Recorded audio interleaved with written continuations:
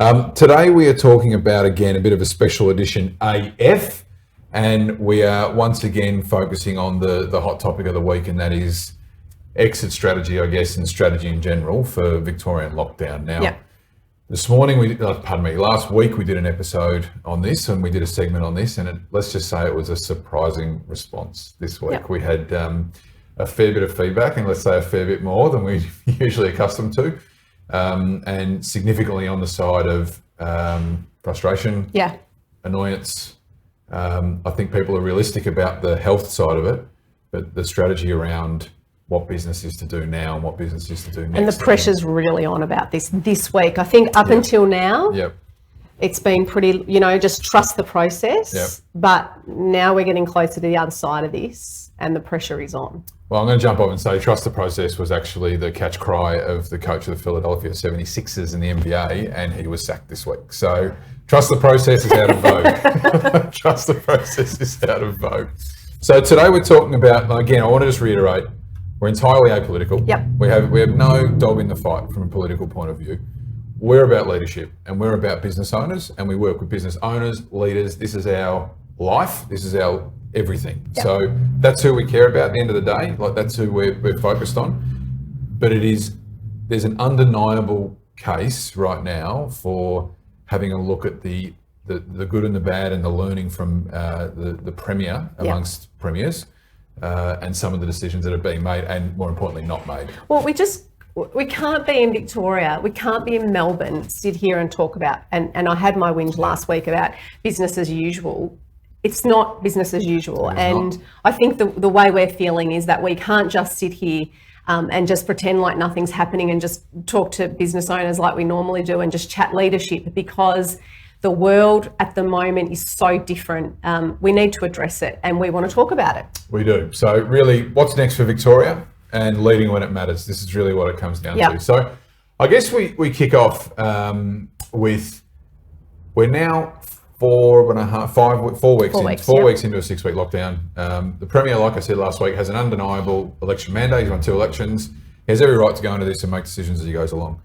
The things that are starting to bother me, I must admit, I was a bit restrained last week. I'm feeling a bit less restrained this week, is that 6 weeks ago he didn't walk out and say, people of Victoria, this is the situation.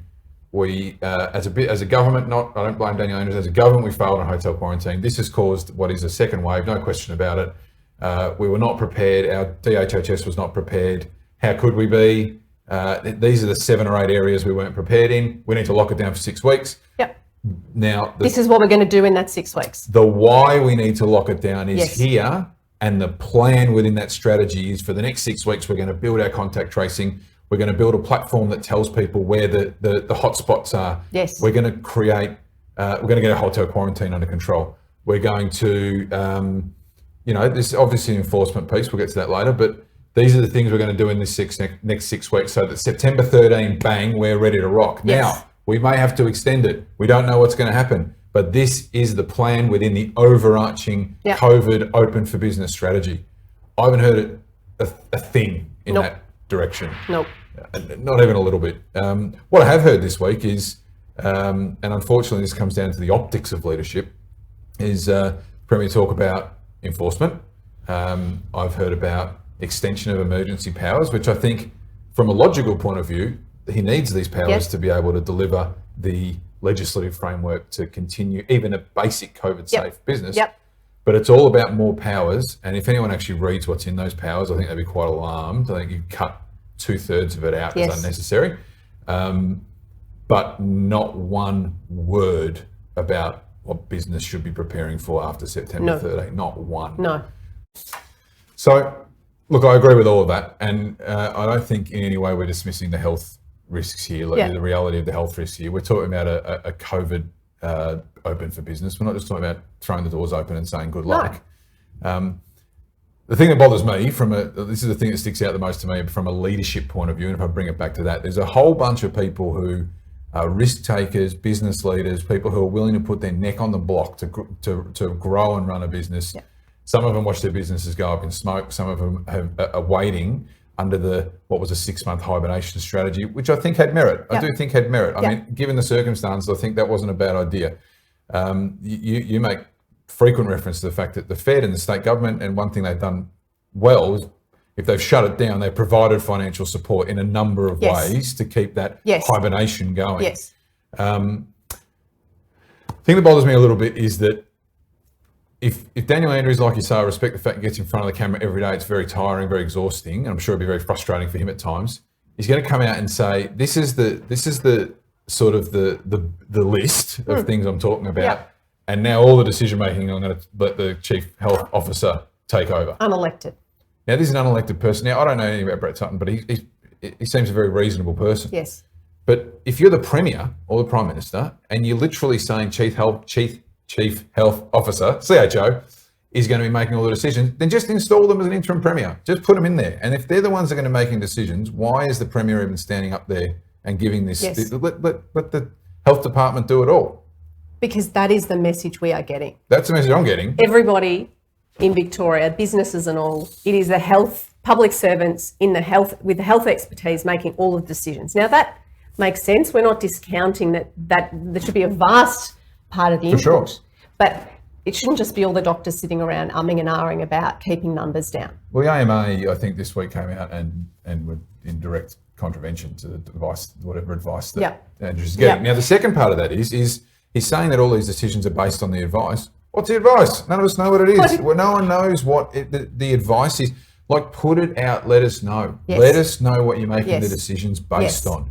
These are what we're making the decisions based on.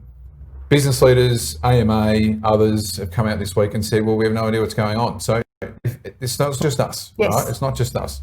And another mini rant. No, the Racky rant's over. There's a mini rant.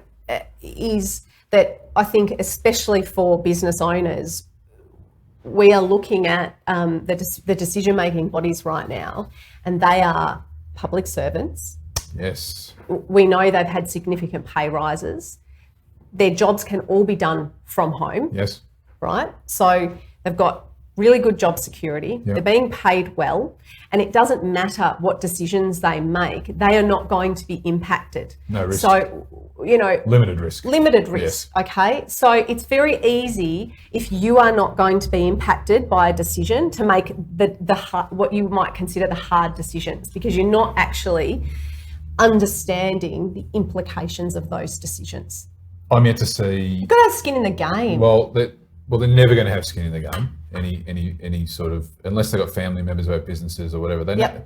So I don't blame a bureaucrat for not understanding business. What worries me is when I'm yet to hear anything in 6 weeks of us being under curfew, drones looking for people leaving their house, leave your house 1 hour for extra. Like, that is a big commitment. We're talking about a huge commitment. Schools closed, everything's closed. We don't know what the evidence is based on. We don't know what the advice is. But even, over the last 24 hours, we've seen Mayor Sally Catt publicly talking about that Daniel Andrews has finally agreed to an emergency meeting with her. How is it that the mayor of our city has not had the opportunity to be heard by the public servants making these decisions? That is alarming. Right? So that is alarming. If you're not bringing these people... It's a massive economy, Melbourne. If you're not bringing these people into the discussion, that's where the big gap is. Now, but I think what we'd like to also talk about now is what's happening in business land in Victoria. The starting point is the uncertainty. Now, like you said earlier, the concept that came really early this year about the business hibernations, to me, I back that. That makes sense. The residential tenancy relief, the commercial tenancy relief. In most cases, that's been working really well. There are outliers. Absolutely, there are always going to be outliers. But giving businesses breathing space on paying the rent, giving businesses cash flow to pay their staff, to keep staff engaged and employed, even if they are not working full time. Big tick, right? Yeah, and like you say, some people who are working casually are getting more money now than they were before. Like, there's a quick, wide splash is going to have those effects. Of course, I mean, you can't. I agree. Have nuanced response. Pardon me. Carry on. Sorry for the interruption. And then we've had, Dan, I think probably most small businesses in the state, or many, have been able to access about 20,000 in grants, and then we've had the refunds in the pay as you go, that business cash boost, right? So I think the quick response and the hibernation, the money in the door, keeping people in jobs is great. What I'm seeing and what makes me nervous is that even if your business can hibernate and shuffle along, there are going to be a lot of business owners that just give up. And I don't think it's because they're going to hit the wall. Some will, but you're right. There's going to be a lot that are viable, that are just going to. They could hibernate and come out of this okay, and get back to some business as usual. But you can't leave this in limbo for so long. These people are human beings. And when they are living in this constant state of uncertainty, what is happening on September 13? What is the plan? If you don't know, you might just get to a point as a business owner where you go, you know what, bugger this. I cannot handle the responsibility of all of these mouths to feed in my business. I've got a massive rental. I've got personal guarantees. I'm holding on to this, waiting for what? We could be in this for another year. And I think a lot of those will hit the wall and go under, and that is going to have a huge impact. So, but there's been no mention of that. So we get no. I'm not saying that the Premier or the Prime don't understand that, but they're not giving us any impression. They're not giving us any data that says that they're actually even considering that. That's right. Right. And that is, again, alarming to me. Like, I'm sitting here thinking, well, you've got 50,000 public servants. Is somebody working on this? Is somebody working on what are we going to do to get these businesses open? I haven't heard it. In fact, even today, like you say, wouldn't give us a, unless it's 100% ready. It's for 15 days away that we're supposed to be coming out of this. So, and Racky. We know in the commercial world, uncertainty kills deals, right? Who is going to be signing long-term contracts for supply or building or spending, unless it's government backed potentially? That is high risk, right? So are we got to have all Victorians just holding their breath saying, well, let's just go to the most basic, right?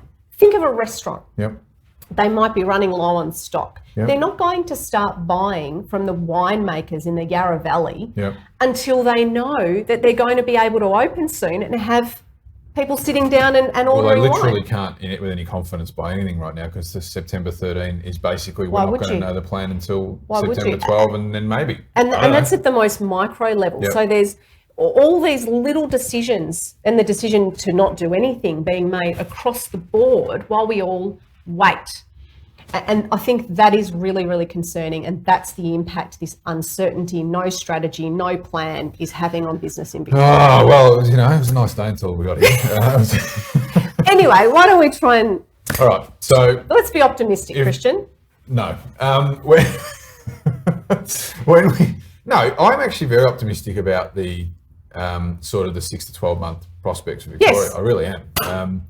This is more from a leadership assessment point of view, that I'm frustrated with the Premier, not because of what he's doing, but because of what he's not doing. And I think he's got the capacity. I think he's a very intelligent man. Like I say, he's won 2 elections. He has built a pretty decent sort of track record of development in Victoria. He's made some moves. I probably agree with half of them, but it doesn't matter. He's exercised his mandate. What I'm seeing now is someone who is just down the narrowest of paths. Yes. And I understand how someone gets to there, but your job is to run the state. Your job is not to be the personal assistant to the CHO, right? I mean that. And I understand how he gets in that narrow train of thought. No one wants to think 2 years down the road that there's 50,000 cases and that's nailed to him for the rest of his life. I get that. I totally get that, right? Well, let's talk about that. But let me tell you, okay. If we had 2 or 3 years from now and we had this long tail of goodness knows what, right? And it's all going to come back to what did we do to get out of into a COVID open for business normal? Now, no one expects you to go and say the doors are all open, move on, right? Everyone get out there. It's going to be tight. It's going to be slow. It's going to be all those things. But we heard Josh Frydenberg yesterday talking in Parliament about backing Victorians, hope, plan for the future. Like, we need to hear that stuff.